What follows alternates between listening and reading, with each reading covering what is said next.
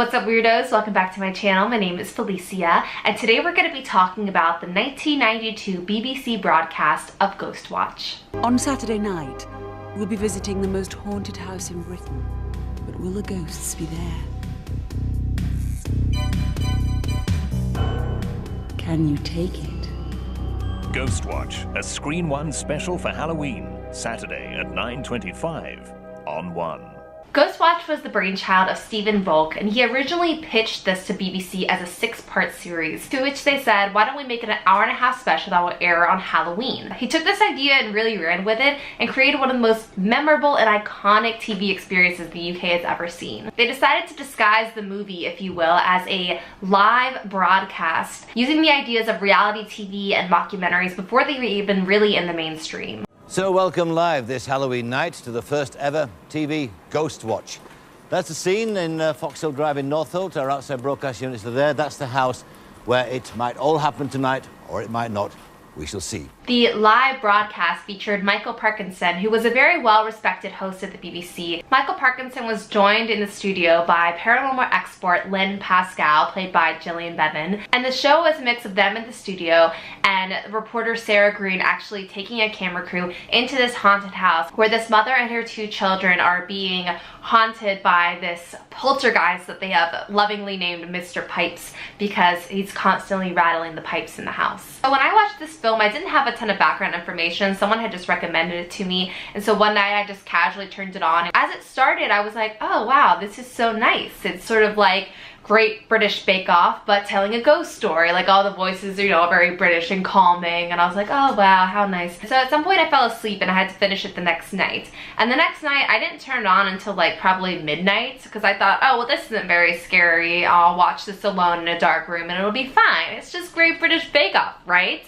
And as I kept watching it, I was like, wow, this is feeling very unsettling. Why am I so unsettled? Because this TV movie is really the epitome of a slow burn. So much time passes with not much going on. You're like, oh, I feel at ease, I feel calm. It's just a casual Halloween ghost story. And throughout the filming, certain things begin to happen in the house that the hosts aren't seeming to be acknowledging, and that felt unsettling. And I was like, oh wait, didn't they see that dark, scary thing in the corner? Why can't they see it? Why can only I see it watching on my computer? And so, embarrassingly enough, and I'll tell you, by the end of the film, I had to watch it, like the last 3 minutes, I had to watch it with the sound off, because I got so freaked out in my room. I don't know why. I guess I was just like, it was so dark and it was so late, and I was like, oh! And so I literally watched it with the sound off. And then the next day, rewatched the last 3 minutes with the sound on. And I know that's ridiculous because it's not even like,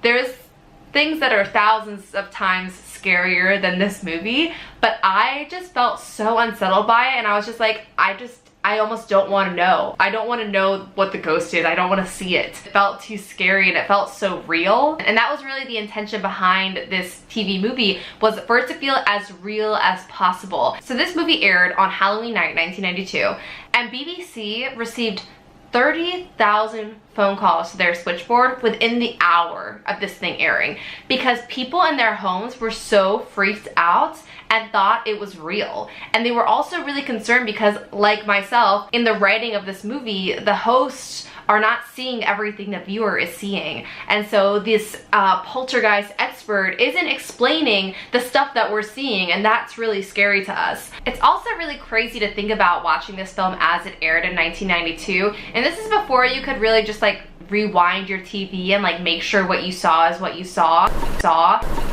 And so they were really playing with the viewer and playing on the fears of a viewer and tricking them in this way that TV had not used yet. They were pulling this big hoax, basically, that people believed, and people were duped, and people were freaked out. They made so many smart choices in this movie to make it as real as possible. One being using a very well-known host and actual reporters on the scene, actual camera crews that were not actors. With me is Pam Haley, the mum of the house.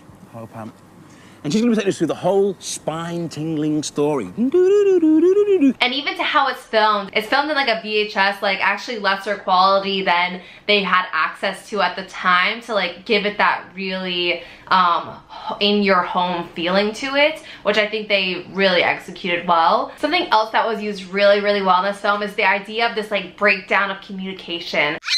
They have this thing where people watching can call in, they have a number on the screen, and you have all these people calling in and they can't get through because the phone lines are so packed.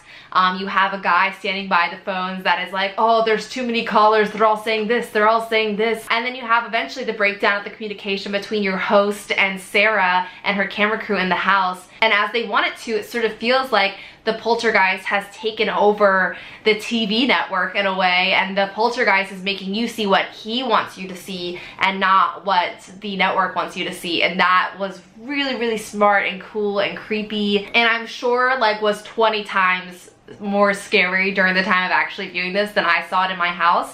But even I was like freaked out. Like I said, I had to watch it with the sound off, and like I'm not that much of a wimp when it comes to scary movies, but something about it felt too real for me, and I was like, this is happening. Why is this happening? Why isn't anyone stopping this program? Like, why did anyone stop the program? Now let's go ahead and get to the ratings.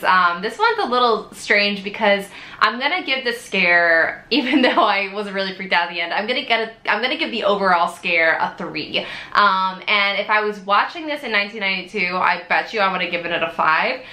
But just watching it in my house, I'm gonna have to give it a 3. It was pretty scary in its very own special, unsettling way, which I have not experienced in a lot of horror movies. So I thought that was really cool. The gore has a 1. There's not a lot of gore in this movie. It's actually what you can't see, which is much scarier than what you can see, or what you're not sure that you're seeing. Does that make sense?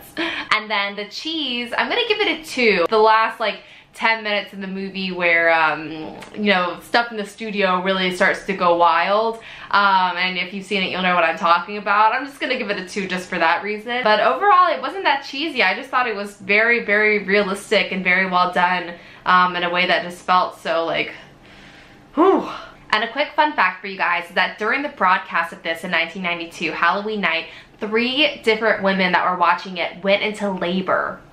Like, that's crazy. They were so freaked out that they went into labor. It's also crazy because I was born in November of 1992, and I'm just gonna say I'm glad my mom was not watching this program. Now, if you want to know more about this movie, as do I, there is a documentary that came out in 2012 called Behind the Curtain, and it's about the making of Ghost Watch. I have not seen it yet. I'm probably gonna order it so I can watch it because I was really fascinated by this movie. But overall, I'd highly recommend this movie to my horror friends. It's a really fun movie to watch. I think it's a really important milestone that sort of inspired a lot of movies to come after it, that now seeing this Ghost Watch, I'm like, oh wow, this is like sort of where it started. So I think it's really cool in that aspect as well. But that's it for now. If you haven't yet, please do subscribe, like this video. I put out new videos every Sunday and Wednesday, and I'll see you in the next one. Have a nice screen. Bye!